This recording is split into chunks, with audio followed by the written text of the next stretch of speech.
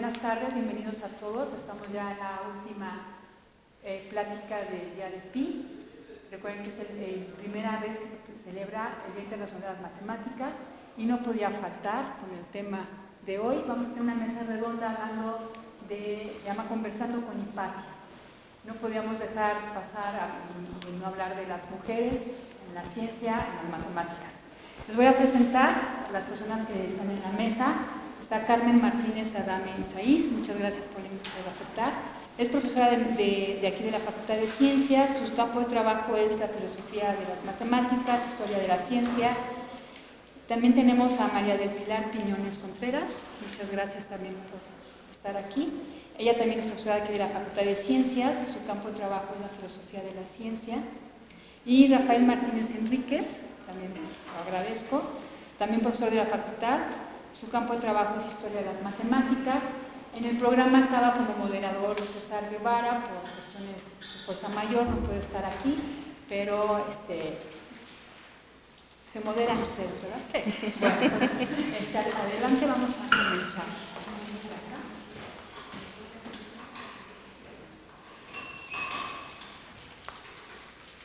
Antes de comenzar, a mí me gustaría nada más preguntarles al público aquí presente, ¿quiénes de ustedes vieron la película de Ágora? Ok, gracias. Sí.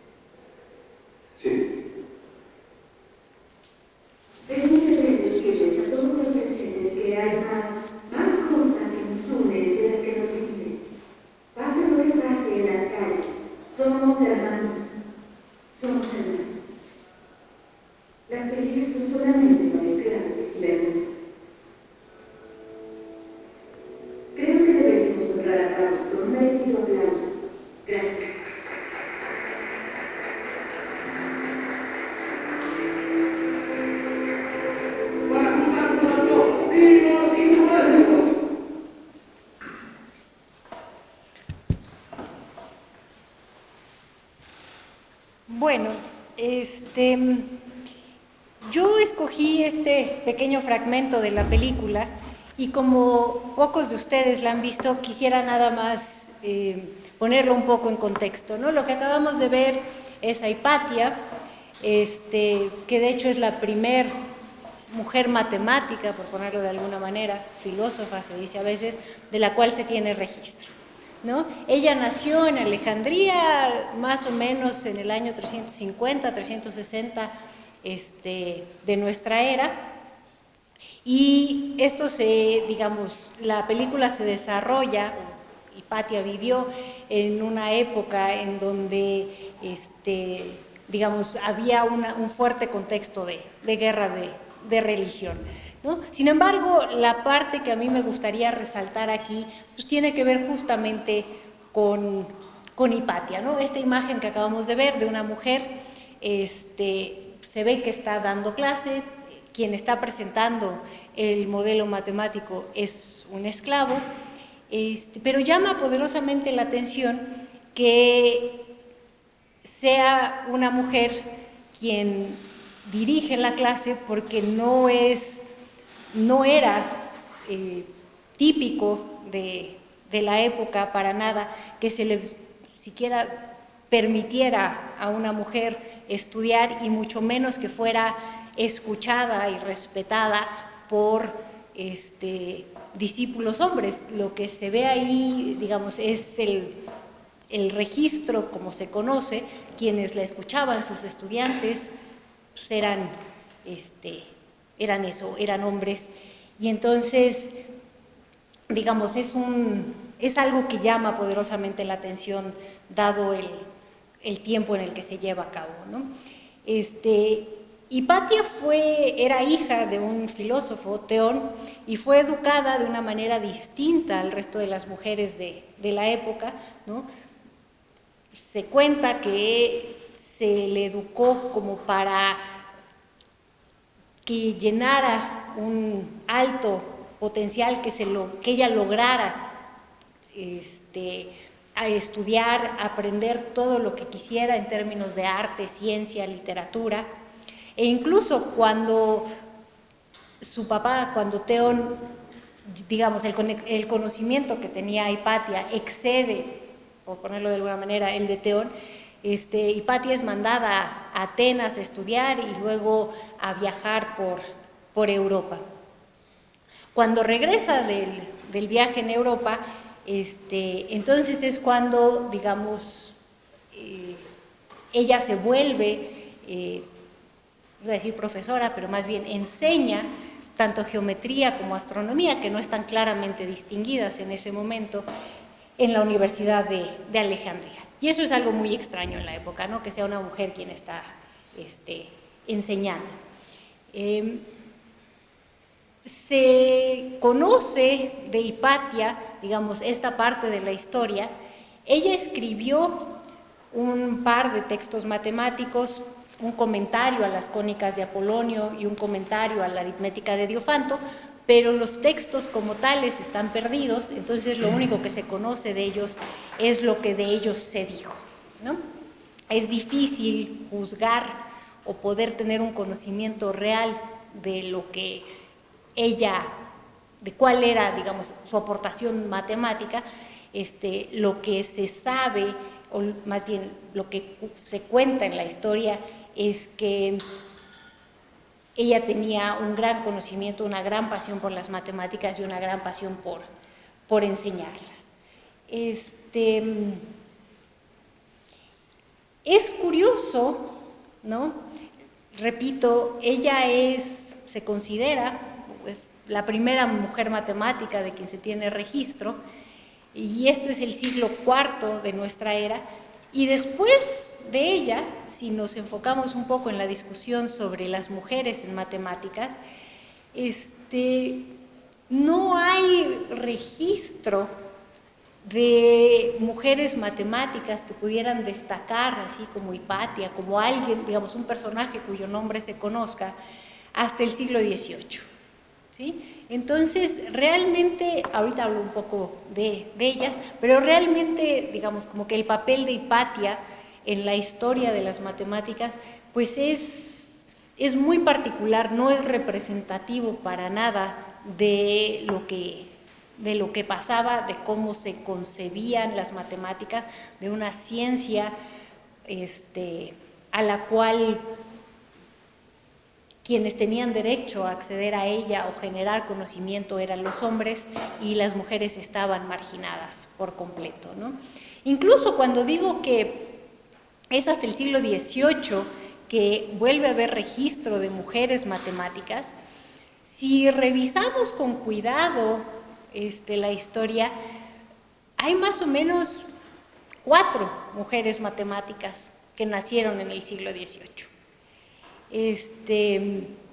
Seguramente hay más, estas son, digamos, las que son conocidas o famosas, pero digamos, en términos de proporción con respecto a la población general, pues evidentemente son muy pocas, ¿no? Me gustaría mencionarlas.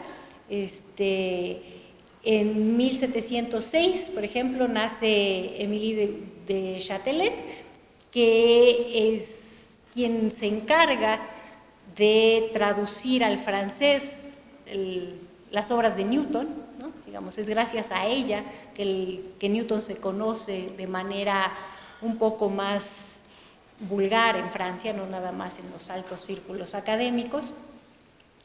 En 1718 nace María Agnesi, que publicó un texto a la mitad del siglo llamado Instituciones Analíticas, en las cuales hace un estudio detallado, comparado, de las obras de Galileo, Kepler, Newton y Leibniz, por mencionar algunos. Una cosa curiosa, digamos, de este personaje, de María Agnesi, es que gracias al Papa se le nombra una catedrática en la Universidad de Bolonia, cátedra que ella nunca ocupa, pero vamos, es como que la primera vez que una mujer se cree que puede tomar parte o formar parte de la cátedra de matemáticas en una universidad, ¿no? Y nada más para completar lo que pasa en el siglo XVIII, menciono a 2 matemáticas más. Una que creo que es quizá la que puede ser más conocida, Sophie Germain, ¿no? Ella estudia los textos de Gauss y, digamos, el tema que más le apasiona es la teoría de números, y hay una anécdota simpática, que es que cuando ella lee el texto de Gauss, ella hace algunos comentarios y le escribe directamente a Gauss, como también le había escrito poquito tiempo antes a Lagrange, pero ella cree que no le van a contestar si saben que es mujer, entonces firma las cartas con un seudónimo, ¿no?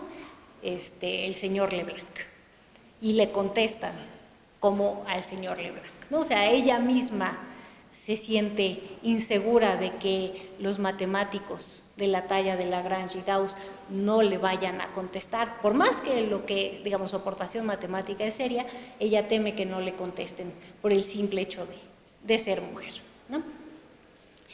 Y el asunto no cambia radicalmente como me hubiera gustado creer en el siglo XIX, ¿no? En el siglo XIX, o sea, a lo largo de los 1800, hay 9 que pueda yo contar, mujeres matemáticas, de las cuales 2 en realidad nacen en el siglo XIX, pero sus aportaciones reales llegan en el siglo XX, ¿no? Nacieron en 1882 Emmy Noether y 1885 Pauline Sperry. Entonces eso quiere decir que en realidad en el siglo XIX pues podemos contar como a 6 matemáticas que hacen algún, o reconocidas dentro del mundo matemático, ¿no?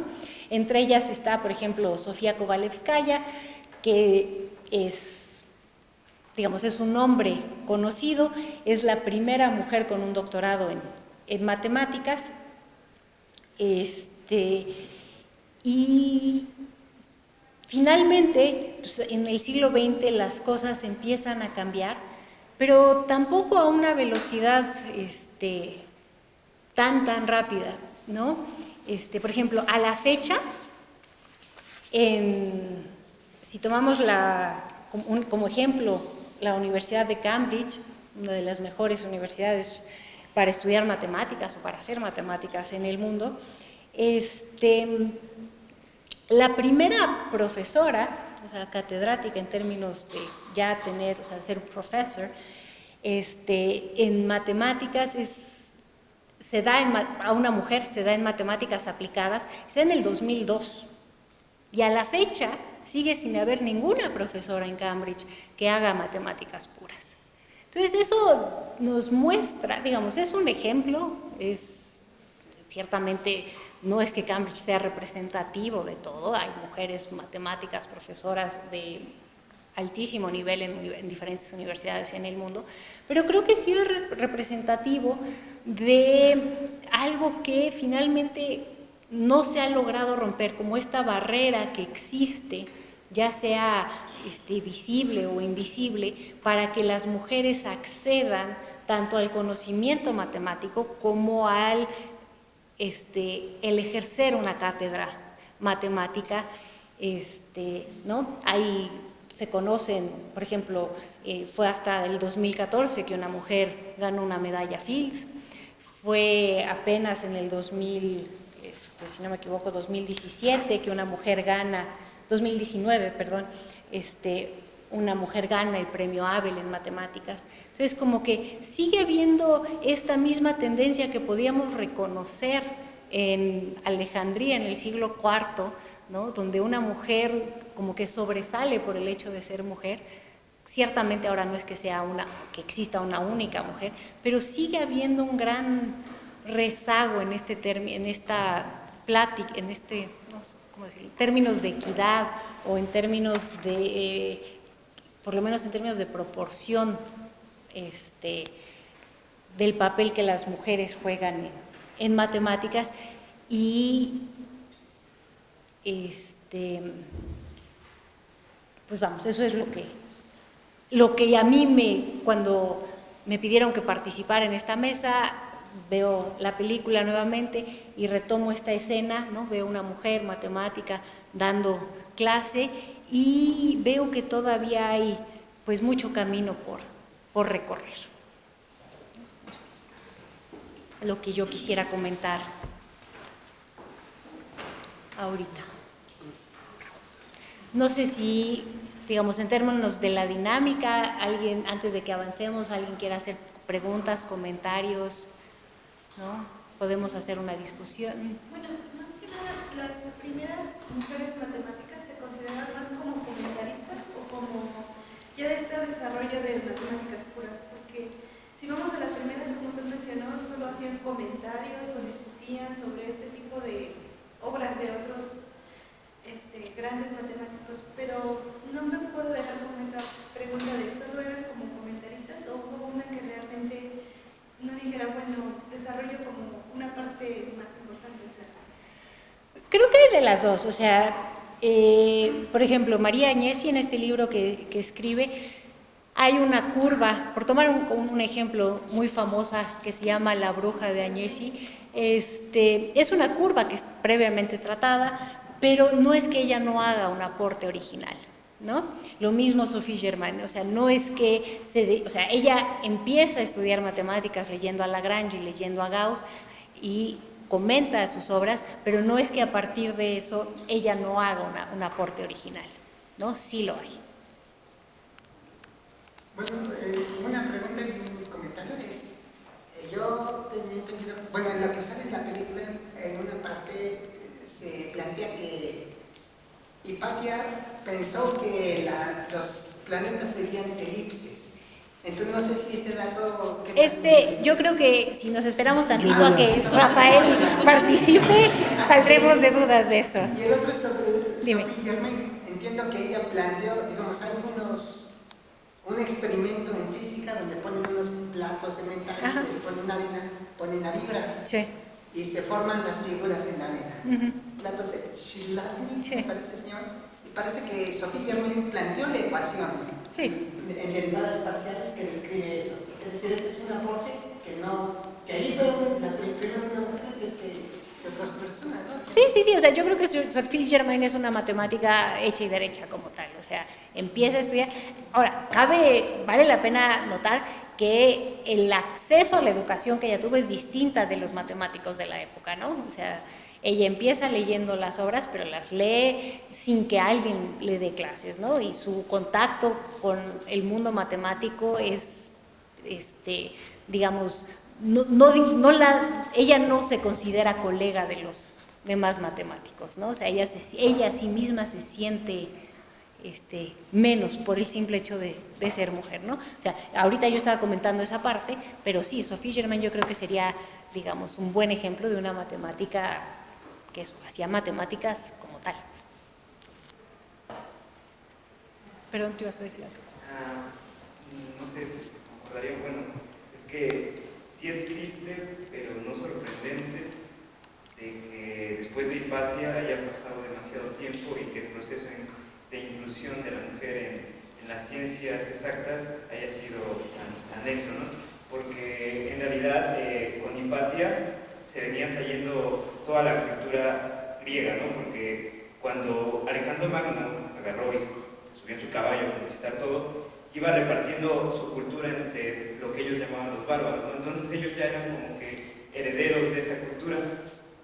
Y entonces cuando nace Hipatia ya se estaba dando como que el impulso a incluir a la mujer dentro de las ciencias exactas, llega el cristianismo y corta de forma tajante esto, ¿no? Entonces después viene el oscurecentismo, entonces se pierde aún más, y por eso yo creo que a lo mejor no es sorprendente, pero sí es triste que esto haya pasado, ¿no? Sí. Yo incluso creo que no sé qué tan de acuerdo estoy contigo. O sea, yo creo que Hipatia o sea, a mi juicio es como un contraejemplo de lo que pasaba. O sea, no había empezado a haber inclusión, ¿no? O sea, no es que llegó el cristianismo y lo frenó. O sea, como que Hipatia es un ejemplo completamente aislado, si lo vemos para atrás, digamos, desde 1000 años antes con Pitágoras hasta entonces y después lo que siguió. Creo que es un ejemplo que sobresale por sí solito y no es representativo de que hubiera habido más inclusión en la época.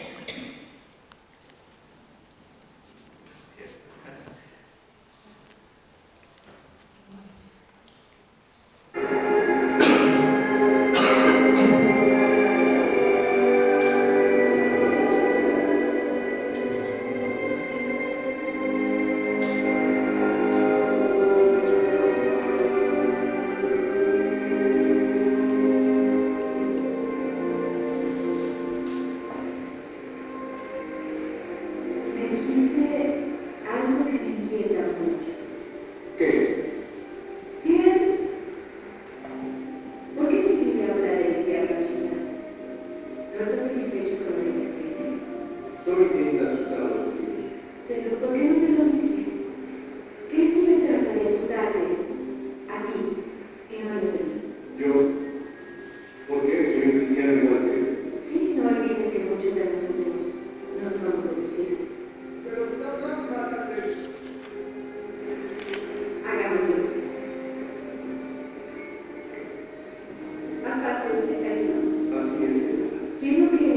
tome esta y suba a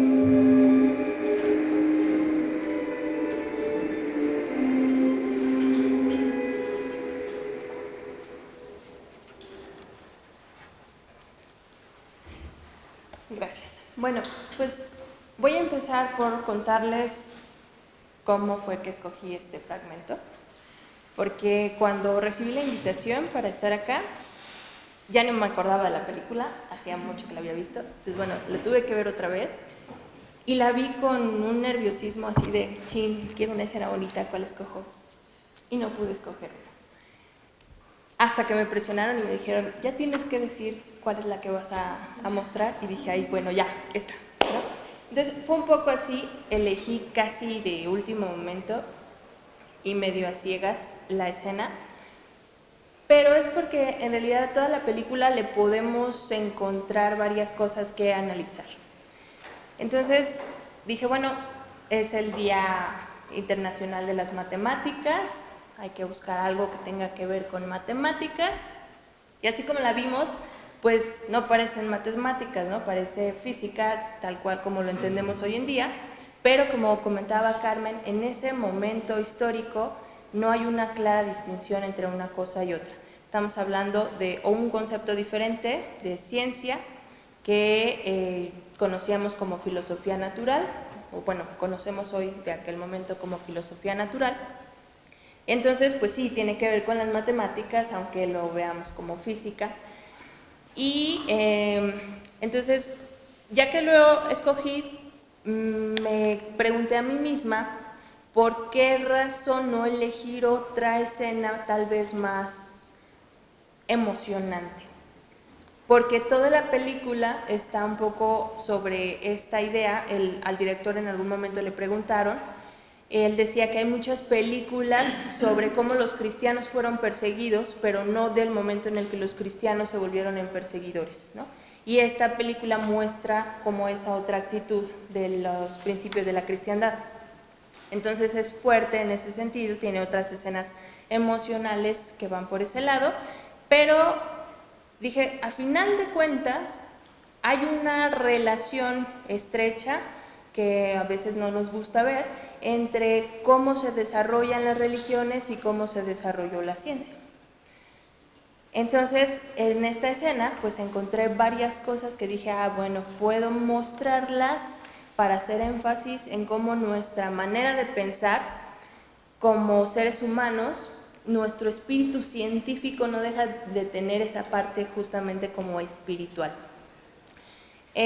A propósito también de lo que nos comentaba Carmen, hace poquito, muy poquito, con estos eventos del Día de la Mujer y demás, un compañero de trabajo me soltó una frase que yo no me imaginaba escuchar nunca, y me dice, o sea que cuando discutimos es tu lado masculino del cerebro con el que hablo.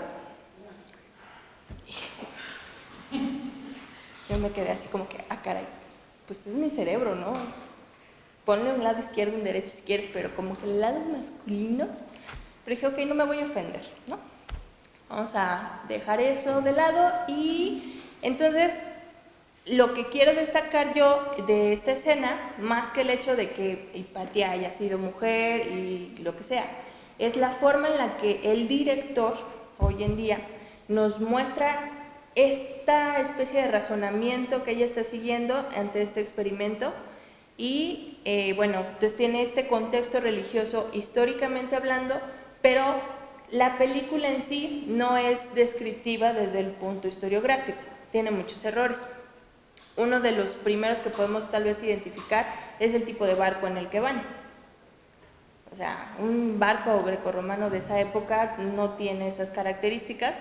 De hecho, hace rato por allá creo hubo actividades sobre nudos.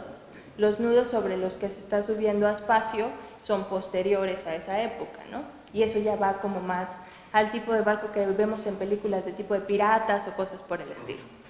Entonces eso pues es anacrónico, no corresponde a la época, pero es una película y como película tiene otro énfasis, tiene un mensaje diferente. Entonces podemos cambiar la perspectiva y no verla como una película sobre Hipatia, sino una película inspirada en Hipatia, ¿no? Bueno, entonces, dicho esto, voy a recordar, un poco hice mi transcripción del diálogo. Le dice Orestes a Hipatia, Y ahora, señora, dígame el propósito de todo esto. Entonces, eso es destacable porque de entrada va a ser un experimento y él quiere saber el propósito. O sea, quiere un para qué. Decía Aristóteles en la Metafísica que todo hombre por naturaleza tiene necesidad de saber. Ese podría ser un primer para qué, ¿no? Todo lo que hacemos es porque queremos saber algo y pues queremos llevar a ver qué es lo que puedo descubrir. Inmediatamente, Hipatia ahí lo que le dice es, cuando Aspasia suelte el saco, el barco estará en movimiento. Por lo tanto, el saco no caerá al pie del mástil, sino un poco más atrás. O sea, lanza su hipótesis. Y suben el saco, va a caer el saco, y ahí me llamó mucho la atención, porque ¿qué es lo que hace ella? Se coloca donde se supone que caería el saco, ¿no? Si realmente ahí cayera el saco, le caería encima. Entonces, ese espíritu científico del que les hablaba al principio, creo que conlleva mucha fe, y por eso digo que hay una como relación un poquito entre nuestra forma de hacer ciencia y la religión. Nosotros tenemos fe en nuestras hipótesis, en nuestras conjeturas. Es una fe diferente, por supuesto, ¿no? Pero hay algo ahí. Entonces ella se coloca ahí porque confía en que el saco no va a caer ahí. Tiene una hipótesis que la lleva a creer que en realidad va a caer al pie del mástil. Después, más adelante, cuando se da cuenta de que en efecto no cayó ahí y él le dice que pues se equivocó y le pregunta, ¿y qué significa eso? Y ella contesta, no lo sé, ¿no? Que es otra condición que nos sucede mucho cuando estamos trabajando en temas científicos. Llegamos a cosas que no sé qué significan. Alguien tal vez en un futuro lo sabrá. Yo ahorita no lo sé, ¿no? Entonces también es como muy característico de ese espíritu científico. Después le pregunta a él que por qué está ella como obsesionada o atormentada con esa situación. Y él le dice, Ptolomeo no es perfecto, pero funciona. Que hay otra visión de cómo hacemos ciencia. Muchas veces hay cosas que no son perfectas, pero nos sirven y sabemos que pueden perfeccionarse en algún momento, pero seguimos trabajando con ellas porque nos sirven. Entonces hay como otra especie de para qué. Entonces ahí identifiqué como estos tres motivos. Un primer, simplemente el hecho de saber, de conocer las cosas o creer que sabemos sobre las cosas. Un segundo que es buscar alguna especie de cosa más a futuro, alguna utilidad posterior pero que yo ahorita desconozco. Y ese tercer momento que es cuando encuentro una utilidad para lo que sea que yo tenga ya entre mis manos. Otra parte bonita de esta escena es el momento en el que él le dice, pues se equivocó, ¿no? O sea, realmente en ciencia, ¿qué cosa es un error? De los errores se aprende, y creo que justo cuando hablamos de ciencia es de donde más aprendemos, ¿no? De nuestros errores. Entonces, sí, él dice se equivocó, pero ella se emociona. Para ella esta fue la prueba definitiva, decía, ¿no? Me equivoqué dentro de cierto contexto, pero esto me sirve para algo completamente diferente. Por otro lado, dado que la vimos en español, cuando él le dice esto de que qué significa esto y demás, y ella le explica que la Tierra también podría girar alrededor del Sol sin que nosotros supiéramos, él dice, y se escuchó ahí, ¿alguien oyó el nombre que dijo? ¿A quién? Aristóteles dijo, ¿verdad? Bueno, en la película en inglés no dice Aristóteles, dice Aristarcos. Aristarco. Que tiene más sentido porque ya con Aristarco sí podemos hablar de girar alrededor del Sol. Ahora, esto me devuelve un poco a los errores que decía. La película tiene algunos errores vistos desde el punto de vista historiográfico, pero además vivimos en una época que hay un término que se les conoce como entornos VUCA, por las iniciales, la V es de volatilidad, ¿no? Entonces vivimos en entornos muy volátiles, con mucha incertidumbre, en entornos complejos y ambiguos. últimamente se hace referencia a esto en materia de educación por lo que vivimos cotidianamente en el Internet, ¿no? ¿Qué cantidad de información no recibimos diariamente? ¿Con cuánta rapidez cambia? Es muy ambigua, es muy incierta y estamos expuestos a eso todo el tiempo. En esta situación, en este pasaje específico de la película, hay una clara muestra. Simplemente al hacer el doblaje de idioma se perdió información. Ya nos dieron un dato diferente. Entonces, si nos fuéramos con el texto que pudiéramos transcribir de un doblaje a lo que fue el guión original, ya tenemos un error. Entonces, esto, pues dije, puedo aprovechar para comentarlo porque pues, en la Facultad de Ciencias y hoy en día no podemos dejarnos apantallar por cualquier cosa que veamos en los medios, ¿no? Todo, como científicos que somos, tenemos que someterlo a la duda. Bueno, es lo que quería comentarles de este fragmento. Gracias. ¿Alguna duda o comentario? Sí, creo que el comentario que hiciste de lo del cerebro masculino y femenino viene ligado precisamente al por qué no hay estas matemáticas tanto tiempo, porque como viene toda la creencia de que somos seres inferiores, entonces por eso como que no se nos permitían hacer ciertas cosas. Entonces creo que de ahí viene como la relación que decía la profesora Carmen, que no es como de que ella, Hipatia, precisamente es un ejemplo de algo que no se daba muy seguido, pero que sin embargo se dio por ciertas cuestiones, pero es como que viene a romper todo ese modelo de solo los hombres son los que enseñan y tienen como ese respeto. De hecho, voy a balconear a Anden. Cuando comenté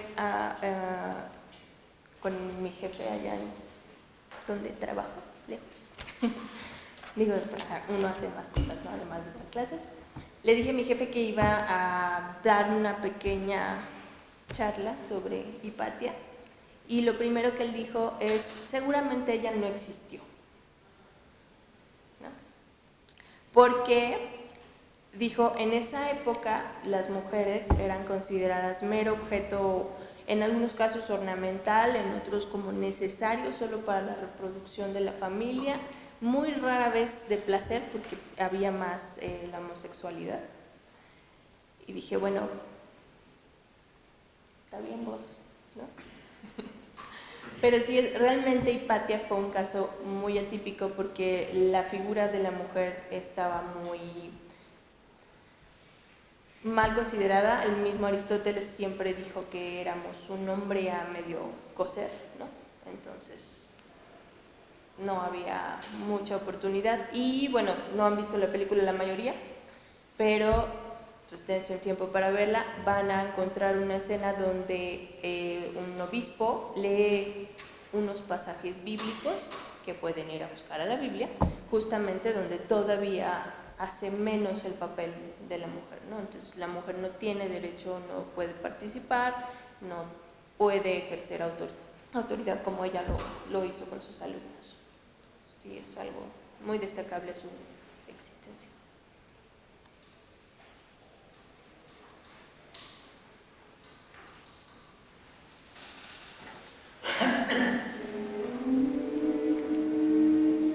Tengo 37, 48. Pero mi padre comparte una realidad conmigo.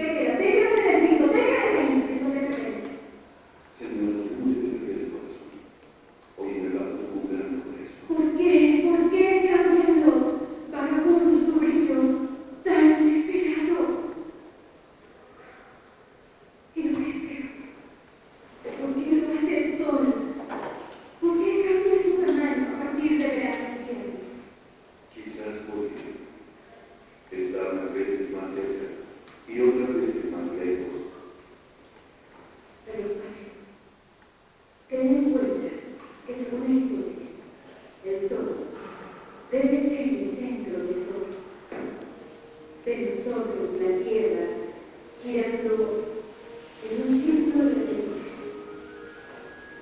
Por lo tanto, esta es la que siempre exactamente la misma.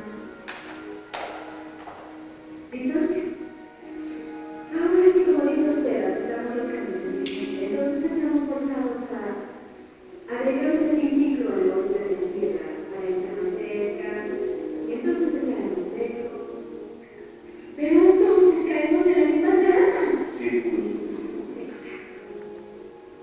No sé cómo resolver este terrible conflicto.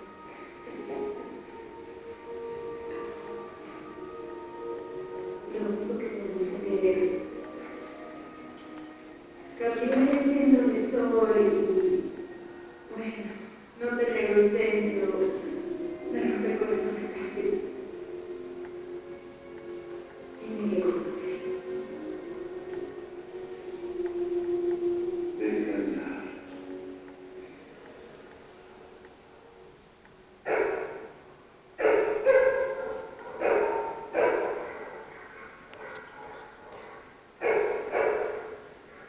¿Qué está sucediendo?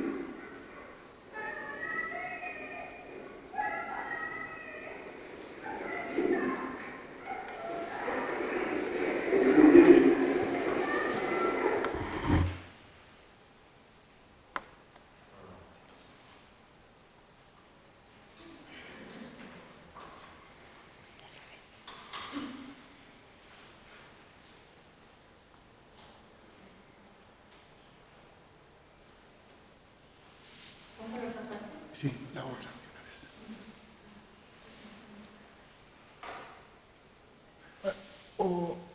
Espérame. Comento esta parte y luego una sigue. A ver, la película está estructurada a partir de varios ejes. Algunos tendrán que ver con la religión, otros tendrán que ver con la relación de ella con sus alumnos, luego la relación con algunos en particular. La película está basada en muchos hechos históricos y luego tienen que agregarle personajes inventados para que el drama se produzca y avance, pero podemos identificar a varios que están registrados históricamente y jugaron un papel muy importante en la vida de ella. Uno es Orestes, que es el que va con ella en el barco en la escena que comentó Pilar. Él llegó a ser el prefecto de toda esa región, que es una especie de representante, gobernante, respondiendo directamente al emperador de Roma, y habiendo sido alumno de ella y amigo de ella, llegó a ser el gobernante. Entonces, en los conflictos que sucedieron posteriormente, él jugaba un papel muy importante porque, por un lado, estaría defendiendo las ideas de los paganos que tienen que ver en esta película con el interés que algunos de ellos mostraban por la ciencia, y por otro lado, las ideas de los cristianos que entraban en conflicto con lo que pensaba una profesora como Hipatia. Está otro personaje que se llama Sinesio, que él también venía de una familia muy rica y eventualmente llegó a ser el obispo de la región. En la película lo ponen como una persona que a final de cuentas va a traicionar a Hipatia, porque no la va a defender en contra de los... Bueno, no la va a defender contra los cristianos, de los cuales él tendría una gran ascendencia, especialmente por el cargo que estaba ocupando. Este es otro de los, podríamos decir, errores, o lo hacen adrede para introducir mayor patos, drama a la película, porque él muere antes del final de Hipatia. Entonces, lo que ocurre ahí no pudo haber sido así. Entonces, pero de todas maneras, a uno le impresiona el cómo pudieron acomodar en esta película estos distintos ejes, ¿no? Ahora, los otros dos ejes que son los que tocaría ahorita, uno tiene que ver con la vida de Hipatia, cómo se fue ella desarrollando en sus estudios, etcétera, y el otro tiene que ver con las ideas vinculadas con la astronomía y la geometría. La película, ojalá y lo hubieran visto antes, se darían una mejor idea, pero en este eje lo que va estructurando es la búsqueda ella inicia tratando de entender cómo funciona el universo, cómo es que se mueven los planetas. Entonces inicia con cosas muy sencillas, como tratar de resolver el problema de por qué los bultos que se sueltan del asta del barco caen exactamente en la base y no atrás, como ocurriría si la Tierra se fuera moviendo. Esto porque en una escena previa, cuando se menciona que el modelo de Ptolomeo es muy complicado porque tiene círculos moviéndose sobre círculos que se mueven alrededor de la Tierra, etc., alguien, Orestes, menciona que ¿por qué no hacen algo más sencillo? ¿Por qué no suponer, por ejemplo, que la Tierra se moviera en torno del Sol, como ya lo había dicho una persona, que es Aristarco, y otra persona ahí en la película menciona que eso no sería posible porque entonces los pájaros se verían arrastrados por el viento si la Tierra se estuviera moviendo y las cosas caerían no en la base de la vertical en la que son soltados, sino en otro sitio. Y lo que hace con ese experimento que mencionó Pilar es que esa primera objeción le echa para abajo. Y luego viene en la escena que acaban de ver ahorita, ¿qué pasaría con la Tierra si estuviera girando alrededor del Sol? Por lo siguiente, lo que se observaba es que unos astros y el Sol cambiaban de brillo. En invierno tenían un brillo distinto que en verano. ¿A qué se podría deber eso? Si siempre estarían girando la Tierra en círculo alrededor del Sol.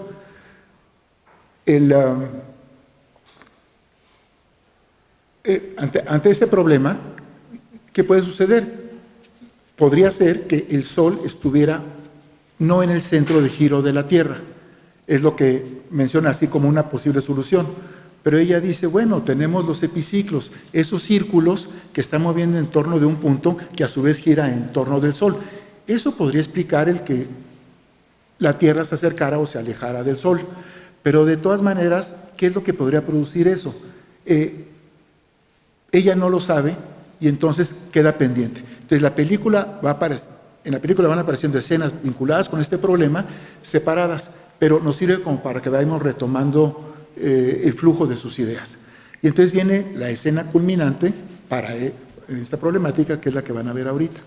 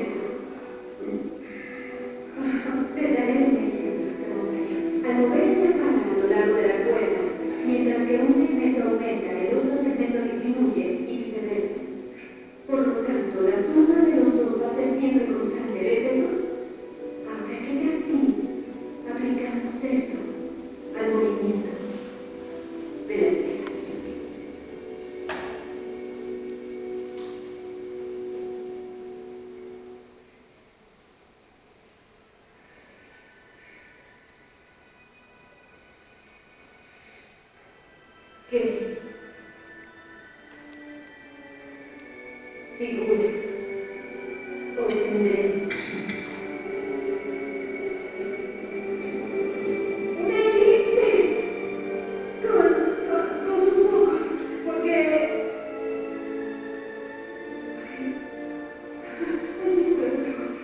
Además es una elipse muy especial. Cuyos focos están tan cerca que parecen ser uno.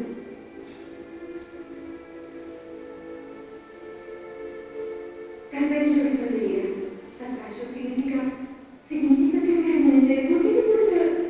Tal vez.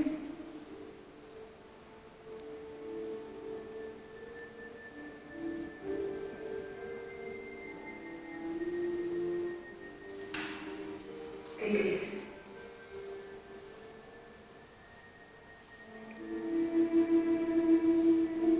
Esto puede ser verdad, señora.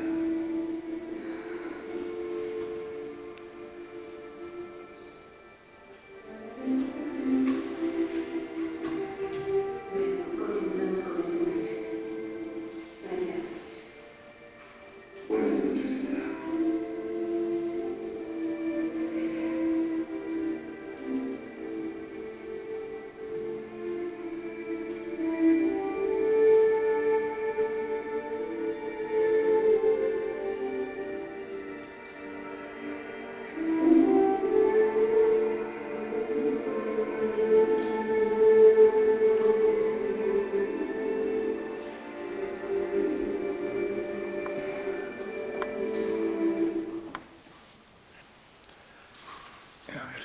Esta escena, si hubieran estado mirando la película completa, conforme se van mezclando los distintos aspectos que la conforman, se va cargando de emoción.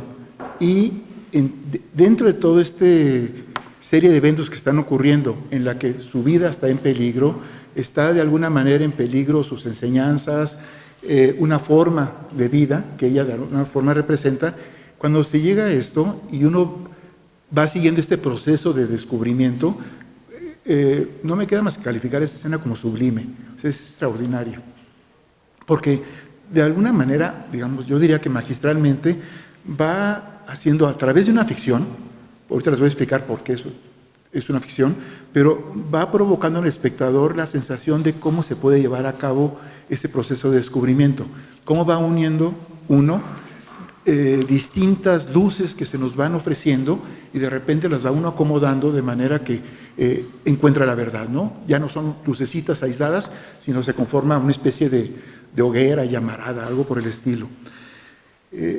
Si uno va analizando los detalles de la argumentación, va a encontrar uno muchos errores, errores o cosas que A no implica necesariamente B, como por ejemplo cuando dicen, ya que la Tierra da vuelta alrededor del Sol, el Sol tiene que estar en el centro.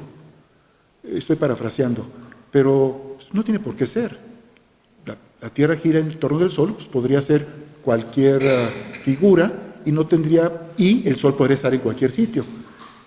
Ahora, el problema que se le plantea es que si está en el centro, entonces nunca va a cambiar su brillosidad o su tamaño aparente. Y ella lo que tiene que hacer es ver cómo acomodar todo eso para que sí haya ese cambio. Y lo que hace es mirar el cono, se acerca al cono, lo ve por encima, ve uno la cúspide del cono, quita la parte de arriba donde se había hecho un corte horizontal, y entonces lo que observa es un círculo.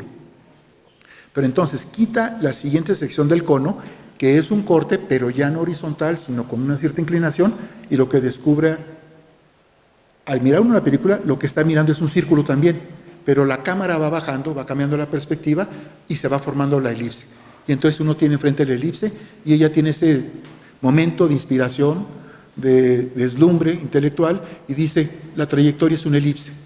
Y inmediatamente brinca a uno de los resultados, uno de los teoremas de Apolonio en las cónicas y dice, y lo piensa, uno se lo quiere imaginar, que dice, una propiedad de la elipse es que la puedo construir tomando dos focos, uniéndolos con una correa, estiro la correa con una vara y con la vara tensa giro alrededor de esos dos focos y se va a generar una elipse.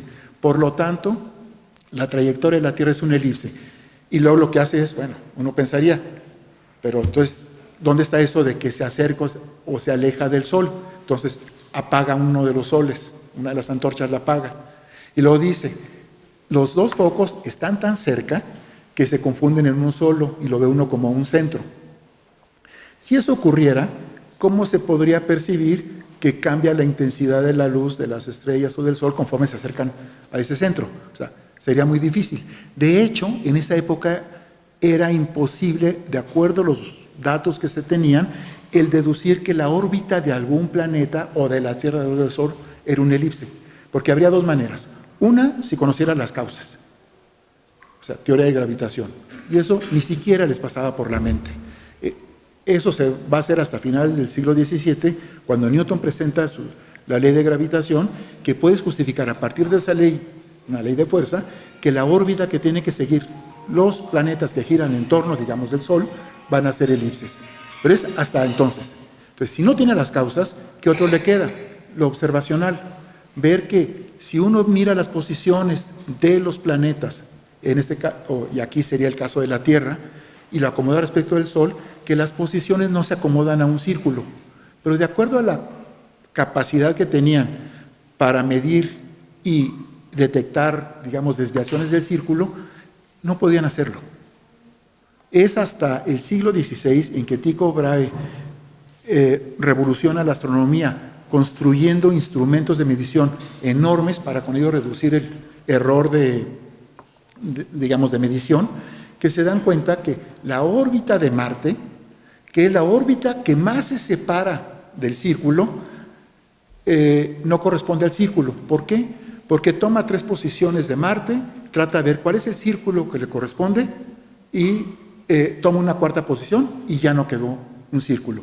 Esa cuarta se sale del círculo. Bueno, acomoda con 3 de ellas otro círculo, toma otra medición de la posición de Marte y queda fuera del círculo.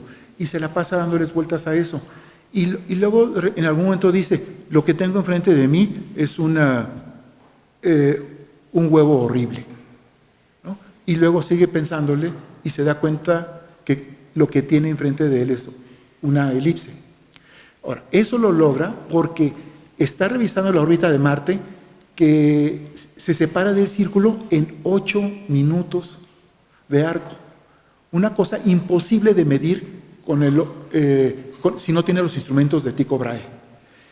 Ya con el telescopio de Galileo, las mediciones fueron un poco más sencillas, ¿no? Pero entonces, Hipatia no tiene ni las causas, que sería la gravitación, ni tiene la calidad de medidas que se va a tener en el siglo XVI, a finales del siglo XVI. Entonces, es imposible que ella hubiera deducido de alguna manera que era una elipse, ¿no? Sin embargo, la escena funciona de manera maravillosa y te dice, si hubiera hecho tales razonamientos y hubiera tenido ahí una inspiración de decir, de todas las órbitas posibles, de todas las curvas posibles, elijo la elipse. Pero pues eso no ocurre. O sea, era imposible. Y sin embargo, esto lo comento para fomentar o despertar su espíritu crítico cuando está uno observando algo. Para mí, si no supiera cosas de astronomía, no supiera cosas de matemáticas, hubiera pensado que ese es el procedimiento, el proceso de pensamiento que la llevó a descubrir eso, y hubiera pensado que eso, tal y como lo relatan aquí, fue como ocurrió. Y como les digo, pues no puede ser así, ¿no? Ahora, eso no le quita a la escena y a la concatenación de escenas que tienen que ver con esto, que sea algo maravilloso, ¿no? Si no es porque la muerte de ella en la escena siguiente es algo verdaderamente trágico, yo diría que es la escena culminante de la película, aunque no sea cierto. ¿Qué sé yo? Aquí les dejo, hay más cosas que se pueden decir, pero les dejo aquí. Bueno, nada más un comentario. Para hacer esta película, para elaborarla, el director y guionista, es uno de los 2 guionistas, tuvieron asesoría de por lo menos 8 expertos, uno en religión, otro en astronomía, otro en historia de la ciencia, otro en música, otro en griego, otro en historia, etc. Entonces me imagino el sentimiento de ellos de decir, bueno, pues ¿para qué me consultaron? Si a final de cuentas van a construir todo un guión, un argumento en el que para quienes sepan de eso se dan cuenta que está falseando la verdad histórica. Aquí le dejo.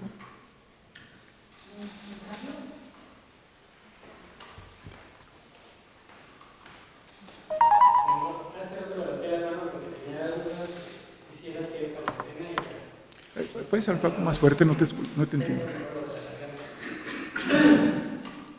Es que hace rato levanté la mano pretendiendo preguntar también lo de la veracidad de la escena, pues ya quedó mi duda, porque justo la escena, la película, la vi cuando yo era estudiante del Instituto de Educación Media Superior hace ya varios años.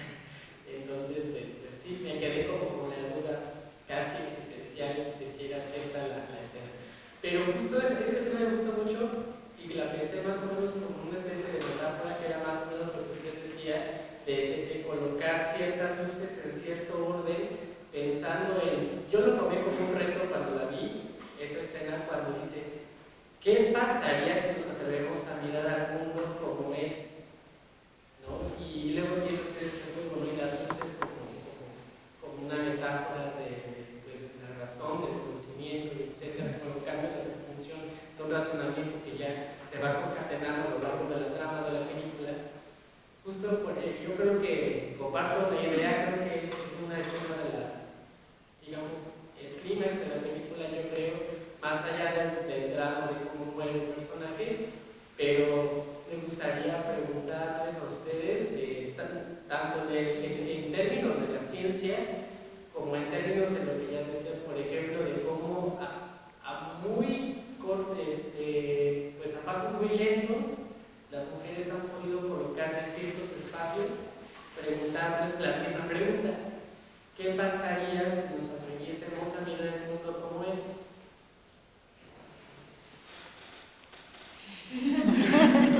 Yo te diría que, ¿cómo sabes que lo estás mirando como es? ¿No? Porque una cosa es decir, yo me atrevo, pero ¿puedo? O sea, la película, aquí no se pasó ninguna de esas escenas, pero constantemente está cambiando entre escenas, diríamos a nivel de cancha, pues aquí en la tierra, gente caminando en los mercados, en la plaza pública, haciendo esto y lo otro, y luego la cámara se aleja. Y ves todo, poco a poco, cómo se va conformando como otro mundo distinto. Ves a las multitudes moviéndose, pero ya a veces de manera desordenada, a veces un tanto ordenada, y luego lo ves como hormiguitas, ¿no? O sea, contemplándonos, ¿no?, a nosotros mismos, pero desde las afueras. O sea, así para darte la sensación de que, oye, no somos nada, ¿no? O sea, todas esas cosas que están ocurriendo ahí abajo, motivos de dramas, tragedias, alegrías, en la inmensidad del cosmos, eso no es nada, ¿no? Ahora, ¿cómo es eso? Si nos pudiéramos alejar y estamos viendo a los planetas moverse, pues estaríamos viendo cómo es. Pero no, lo que tenemos son indicios por ahí regados que nosotros, o ellos en su momento, tendrían que retomar e irlos conformando en una especie de visión armónica, coherente, ordenada. Y aún así, ¿quién sabe si sabemos cómo son las cosas? Sí, bueno, justo cuando preguntaste, mi primer pensamiento fue en la misma dirección. No sabemos cómo es. Creemos que sabemos ciertas cosas, pero estar 100% seguros, quién sabe, ¿no? Pero bueno, ya eso yo hablo desde mi trayectoria por filosofía de la ciencia, donde me contaron muchas historias macabras sobre que no podíamos estar seguros de la ciencia. Y tiene un poquito que ver con lo que les comentaba hace ratito, ¿no? Hay un montón de cosas a nuestro alrededor que nos gustaría conocer, pero no sabemos en qué momento realmente lo estamos conociendo. Además, nuestro espíritu, cuando buscamos respuestas y eso, somos muy dados a la imaginación. También por eso se nos da tanto eso de hacer hipótesis, ¿no? Nos dicen, mira, tengo una sorpresa, y luego estás así como, ay, ¿qué será? ¿Qué será? Y te imaginas cosas, empiezas a imaginar. Es muy difícil enfrentarte a algo sin ninguna expectativa. Entonces siempre tenemos esas expectativas y todo lo que vamos aprendiendo lo vamos adaptando a lo que ya sabemos y a lo que ya conocemos. Entonces toda la ciencia que hacemos hoy en día está así por toda la trayectoria que viene, ahora sí que los pequeños en hombros de gigantes, toda esa historia que tenemos detrás nos hace tener la ciencia que tenemos hoy en día. Pero esta pregunta de si podemos ver las cosas como realmente son, pues está vigente y seguirá vigente. La tenemos en otras películas como La Matrix, ¿no? Un clásico. O últimamente algunas series que plantean esa misma problemática. ¿En qué punto yo sé que la realidad que supuestamente veo, analizo y estudio es la realidad? Es pregunta abierta. Yo quisiera comentar una cosa también, porque es muy difícil separar lo que sabemos de lo que de veras entendemos. Yo creo que todos aquí estamos convencidos, sin lugar a dudas, de que la Tierra gira alrededor del Sol. ¿Cierto? Y yo quisiera que alguien me lo demostrara ahorita. ¿Cómo? Todos lo sabemos. Y supuestamente salimos en la mañana y lo vemos y vemos el mundo como es. Es decir, yo veo que la Tierra gira alrededor del Sol. Y si yo les pido que al ratito ustedes le expliquen a alguien y le demuestren que eso es así, nos damos cuenta de que es mucho más difícil hacer eso, ¿no? Y que en realidad eso que creemos saber es complicado, porque yo no creo que sea trivial, ¿no? En que alguien pueda explicar y convencernos con lo que vemos que en realidad la Tierra gira alrededor del Sol, ¿no? O sea, que gira sobre sí misma. exacto. Sí, sí. O sea, salgan y vean lo que ven y explíquenme por qué pasa eso, ¿no? No lo dudamos, no estoy poniendo en duda eso, nada más estoy poniendo en la mesa la posibilidad que tenemos de explicarlo en términos científicamente rigurosos. Bueno, es que también aplica para el mundo abstracto, porque creo que nos hemos detenido como que en el mundo físico, exterior, pero que percibimos con nuestros sentidos, ¿no? Porque, pues sí, con los sentidos. Pero igual aplica para el mundo abstracto, para lo que se mueve aquí en nuestras cabezas, también aplica eso. También. Para empezar, es tenemos un problema de lenguaje. ¿Sí? ¿Qué es eso que se nos mueve? ¿Sí? ¿Se O sea, mueve en ti es lo que se mueve sí, en ella? Sí, parecería agresivo si yo te preguntara, es que yo no sé qué se te mueve en ti, dime qué es. Yo desde hace rato lo que quería comentar es que una de las cosas de las que la ciencia tiene todo el tiempo que salir es de los dogmas. Porque, bueno, el comentario que él hacía, y yo también a mí me dejó pensando mucho esa parte donde ella dice que debemos ver el mundo como es. Y un parte de lo que él dijo tal vez, y eso quiso decir, bueno, yo lo entiendo así, es que como tal nunca vamos a percibir la realidad de manera objetiva. ¿Por qué? Porque la herramienta que tenemos nosotros para percibir la realidad es nuestra conciencia, y la verdad es que la conciencia de cada individuo es subjetiva, entonces nunca podemos llegar a un conocimiento objetivo, por lo menos en la ciencia. Por eso tenemos que estar luchando constantemente con no caer en dogmas. Creo que es lo que yo entiendo de eso que ella comenta, de que tenemos que ver el mundo como es. Ni siquiera sabemos la forma en la que opera nuestra conciencia, entonces, porque ¿cómo podemos saber que la realidad realmente es así y no solamente la estamos viendo a través de un lente y a través de las herramientas que nosotros pues tenemos a nuestro alcance? Por eso se desarrollan criterios para decir si estamos entendiendo lo que está ocurriendo. O sea, ¿qué seguridad tenemos de que algo que creemos conocer es conocimiento objetivo? O sea, que no es nada más el mío, sino es compartido por una comunidad. Y siempre se dice, sí, ahora, el comportamiento es una cosa cultural, el conocimiento es una cosa cultural, construida en una sociedad, etcétera, etcétera. Pero de algunas cosas estamos seguros. Alguna vez, hace años, un alumno me decía, es que usted no existe, nosotros no existimos, todos somos una ilusión, no sé qué.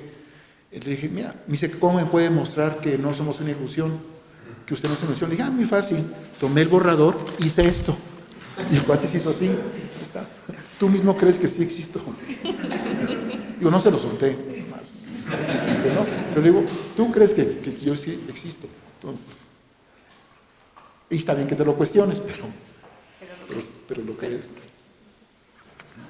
Yo tengo como una pregunta un poquito más personal, que sería como de, ya mencionar mucho que son pocas matemáticas todavía hasta la actualidad, científicas no se diga, pero yo creo que ustedes son como que un ejemplo de que ya están rompiendo las reglas, tenemos una doctora y una maestra, pero precisamente quería saber cómo se entusiasmaron ustedes a decir, bueno, yo quiero ser matemática, y cómo podrían hacer que más mujeres se inspiraran, por ejemplo, en sus historias, para que también se inspiren a hacer este tipo de cosas.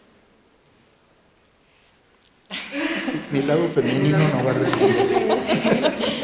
Pues te puedo contestar, pero pues es algo como muy, desde cierto punto de vista, muy personal, en el sentido que solo aplica para mí, ¿no? O sea, yo no sé si esto que te voy a contar es algo que pueda hacer que otras mujeres se inspiren en, ¿no? O sea, a mí sí me queda claro que desde que yo estaba en primero de primaria, la clase de matemáticas me encantaba, ¿no? Y era mi materia favorita. ¿Tenía yo una buena maestra? Pues sí, pero igual no, o sea, había otras niñas en el salón de clases que pues, no les gustaba tanto, otras poquito menos, etc. Es como que es algo difícil de plantearse desde ese punto de vista, ¿no? Creo que lo importante es tener el acceso, ¿no?, a esa circunstancia, ¿no?, a tener una buena profesora, que habría que decir, o profesor, pues, y tener el derecho a acceder a ese conocimiento y decidir si te gusta o no, ¿no? Creo que hay muchos factores socioeconómico-culturales que influyen sobre lo que puede pasar entre una niña de 6 años que le gustan y una joven mujer de 20 que decide o no dedicar su vida a eso, ¿no? O sea, los factores de qué voy a vivir, cómo voy a vivir, mi entorno cultural me permite realmente dedicarme a algo que me gusta, o más bien tengo que encontrar algo para poder sobrevivir, ¿no? O sea, creo que nos planteamos este tipo de preguntas, pero creo que en realidad en este país todavía estamos en un paso como previo, ¿no? Y no nada más tiene que ver con las mujeres y no nada más con las matemáticas, sino creo que es difícil pensar en términos generales que podemos elegir libremente hacer lo que queramos porque nos gusta, porque hay otros factores que tienen que ver con el día a día de la vida que implican ciertas elecciones, ¿no? En el caso de la ciencia y las mujeres es particularmente claro que hay cosas más allá del gusto que podemos sentir por ellas que nos llevan a decir quizá no es el camino adecuado, ¿no? ¿Qué se puede hacer para cambiar eso? No sé. Bueno, yo fui matemática por error. A diferencia de yo por convicción. Pero fui un error de la sociedad. Cuando era pequeña, crecí en una familia muy machista, que pues tenía un padre que le hacía caso a sus hijos y me ignoraba, ¿no? Entonces yo trataba de llamar la atención de mi padre. Y una de las maneras en las que se me ocurrió llamar la atención era resolviendo acertijos que estaban en una enciclopedia, porque él no podía. Entonces yo los resolvía y eso le llamaba la atención. Entonces generé una afición hacia los acertijos que me dieron ciertas habilidades que me llevaron en la secundaria a participar en la Olimpiada de Matemáticas. Me fue muy bien, pero de nuevo enfrenté a una situación en la que trabajamos en equipos en ese momento y éramos una pareja, era un niño y yo. Y entonces la atención estaba sobre él. Pero ganábamos, entonces no había problema y seguíamos, ¿no? Entonces eso me llevó a tener entrenamientos adicionales que favorecieron mi educación en las matemáticas. Llegó el momento de elegir la carrera y yo tenía pensado elegir algo pues más romanticón, letras, era mi idea. Y le dije a mi papá, oye, quiero irme, porque además venía de Michoacán, le dije, quiero irme a la Ciudad de México a estudiar literatura. Y pues me dijo que no. Entonces me dijo, si quieres irte, tiene que ser algo de área 1. Si no, no. Bueno, veo que hay en área 1, veo matemáticas, y dije, pues estas se me dan, pues son matemáticas. Y así llegué a estudiar matemáticas. Obviamente ya con toda la historia que yo traía de relación con las matemáticas, esta afición por los rompecabezas, los acertijos y demás, pues una vez que llegué aquí, conocí a los grupos de los olímpicos, donde pues ya tenía yo cierta experiencia con ese ambiente, me adapté bien y nació el amor, ¿no? Nació ahora sí un amor auténtico por las matemáticas, además por la educación en matemáticas, entonces empecé también a dar clases, trabajar en diplomados para docentes, etcétera, y eso fue acrecentando cada vez más la situación. Y lo que llegué a concluir hace poco es que hoy en día decimos, bueno, es que la ciencia ya se está abriendo para que vengan más mujeres, ¿no? Pero no vienen. Entonces uno dice, ¿pero por qué? ¿No? Por ejemplo, tengo una hija, ella va a clases de robótica y la inscripción en robótica es más barata si eres niña, para llamar a más niñas. Y no llegan, ¿no? O sea, empieza a haber como incentivos y aún así como que el género se negara, pero creo que es por una situación cultural, ¿no? Entonces es toda esa educación básica inicial, desde que empezamos a diferenciar esto es de niños, esto es de niñas, y entonces pues las niñas se van creyendo esa idea y pues lo que tenemos que hacer es cambiar eso, ¿sí? Tenemos que cambiar esas ideas. Entonces si ven niños pequeños a su alrededor, niños, niñas, contribuyen a alcanzar. Si eso fuera fútbol, si eso fuera fútbol americano, pero donde yo he visto, no hay una distinción que un papá diga, bueno, tú eres niña, entonces tú no debes estudiar matemáticas. ¿Cómo no? Al menos en las que yo tengo hijo, y sé que así es, o sea, crecí, estuve conmigo toda la primaria hasta la secundaria, y estuve presente en todos los momentos de ahí, ¿no? Entonces yo no vi en ningún momento ninguna distinción entre, es más, las mamás promovían que las niñas fueran buenas en el área de ciencia. Entonces, a mí sí me cuesta trabajo creer este tipo de cosas. Es mi realidad, como dice ella, es mi espacio de conciencia. Yo no sé anteriormente qué habrá pasado, pero a partir de lo que yo conozco, yo no veo distinción. No estudias matemáticas, tú mejor estudias muñecas o lo que sea. Yo no veo eso. Es algo como no memorable, o sea, por ejemplo. Bueno, también yo soy nadador, obviamente, entonces yo veo lo que quiero ver, pues el contacto que yo tuve, la experiencia que yo tuve, no tuvo nada. ¿Tendrías alguna hipótesis entonces? No, ninguna, también no me creo. A lo mejor es eso, no se quiere. Y es que aparte también comenta que se están haciendo algunas dinámicas para fomentar la inclusión, pero una cosa es fomentar una dinámica para la inclusión y otra tener claro cuál es la forma de incluir a las personas, porque por eso me refiero, yo creo que sí es cultural, porque sí, no es lo mismo decir, ok, vamos a hacer algunas cosas para incluir y tener claro cuál es la forma de inclusión, no solamente dar algunas posibilidades, sino que la sociedad tenga claro cuál es la forma de inclusión, no nada más buscar las formas de, como repito, incluir, sino tener claro cómo se incluye a una persona, porque puedes entrar a un grupo porque se te fomentó, porque te dieron las facilidades, pero si dentro de ahí el ambiente que tú sigues viendo sigue siendo de rechazo, es por eso que no sucede. Entonces yo en lo personal sí puedo decir que sí lo está viendo desde su punto de vista, porque yo quiero estudiar física y 3 años estuve aguantando a un hombre muy machista que se la pasó diciéndome, tú no eres buena.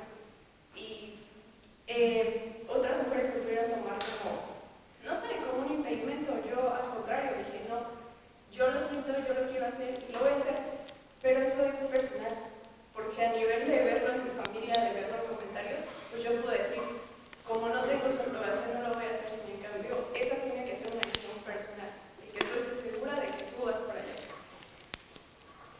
Bueno, creo que acá, Atrás, ¿no? al de atrás, allá, perdón. ¿Puedes hablar un poquitito más fuerte? Es de que un caso particular como, es la idea general de decir algo no ocurre, pues no pasa, y es con matemáticas, él está probando una idea particular, pero no está comprobando nada. Es como decir que a mí no me ocurre, entonces, que a mí no me ha pasado, digamos aquí en México, un caso particular, la seguridad a mí nunca me ha acertado nada de eso, no hay inseguridad en el país. Jamás que se Entonces, la visión es muy cerrada porque no se abre a verlo a una forma general, sino solo se toma un caso particular que es lo que, como él dice, que es lo que vive. Entonces, solo ese ya es como muy errado, muy erróneo y muy cerrado. Entonces, no ese es el peligro ahorita, ¿verdad? Uno se expresa y entonces ese es el... Vamos, uno es cerrado, uno es machista, uno es misógino, no es la idea. No es cierto, no es el caso. A ver, yo sí pido que no tengamos diálogos así cerrados, ¿no? Todos estamos opinando. Tú opinaste, él opinó. Yo quisiera ceder la palabra a alguien más que había levantado la mano. Vuelvo a pedir manos. ¿Alguien había por acá? Vinicio, ahorita espérame tantito. Bueno, yo quisiera comentar, desde hace rato que hablábamos de Hipatia y de Sophie Germain, las dos leyeron libros, una porque estaba en la biblioteca, su papá trabajaba en la biblioteca, la otra porque los encontró en su casa. El acceso a esos libros, yo supongo que si más mujeres hubieran tenido acceso a ese tipo de libros desde la antigüedad, hubiera habido más matemáticas. Es decir, no es suficiente, pero el tener el acceso a esos materiales es decisivo. Segunda cosa, hace ratito que narraban de las letras y de las matemáticas y de cómo acercar a las personas, cómo crear interés. Por ejemplo, en el librito de los círculos matemáticos que recién editaron en el instituto, trata de no presentar, digamos, hay una visión de las matemáticas en la cual está la fórmula pelona y esa sola fórmula no atrae mucho a la gente. Entonces se trata de un problema en el que no sospechas que haya matemática, una narrativa, un cuento o un algo que capte la atención y el interés. Y entonces ya después de esa narrativa que capte la atención, entonces ya con alguna pregunta empiece a surgir la matemática. Digamos, ahí hay una beta que no se ha desarrollado lo suficiente. La literatura puede aportar a acercar a la gente a las matemáticas y en particular yo creo que también es especial a las mujeres, aunque yo creo que no solo a las mujeres, la literatura ahí puede mucho que hacer. Otro comentario es, yo creo que, bueno, ya se dijo que la vida también, saliendo del círculo social donde va uno, va a comunidades campesinas o indígenas o donde están obreros o donde sea. No necesariamente las mamás inducen a las hijas al estudio. Muchas veces les piden que estén haciendo labores en la casa y a veces cuando son muchos hijos le dicen, pues cásate pronto para que te salgas de la casa y ya no te estén manteniendo. O sea, como que hay, digamos, a nivel del país, yo creo que realmente, ya no digamos a las matemáticas, sino hacia el estudio en general, ni siquiera se le ve una gran... Yo siento que falta mucho impulso al estudio en general, no solo a las matemáticas. Y, bueno, el otro comentario sobre lo de la intolerancia, que también se narra en la película, pues lo de la misma quema de la biblioteca, digamos.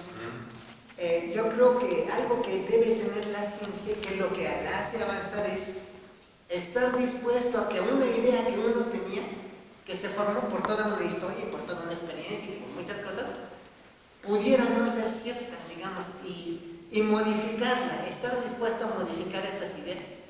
Eso yo creo que es algo que necesitamos, y que es lo contrario al dogmatismo y a la intolerancia, estar dispuesto a que si algo no podrá tratar de mover las ideas.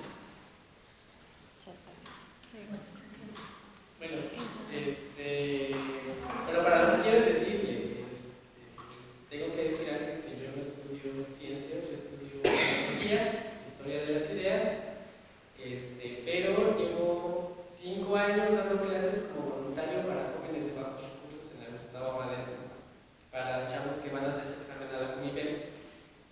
Y pues ha sido una lamentable constante ver, sobre todo chicas, han sido chicos y chicas, pero pues hay una diferencia en número muy grande entre cuántas estudiantes se han acercado al curso diciéndonos a nosotros, porque somos 10 profesores, que se acercan al curso porque es gratuito, porque sus papás no les quieren pagar el curso, porque no quieren que estudien, porque el papel debe ser el estar en casa, ¿no? Justo en el 2016, bueno, a partir de eso, porque sí, yo nunca había dado clases hasta el 2015, y me encontré con una estudiante que sí me contó que se venía incluso a escondidas, ¿no? Y que por eso no podía ir todos los días. Bueno, eran los sábados, entonces no todos los días podía ir, porque se iba a escondidas a su familia.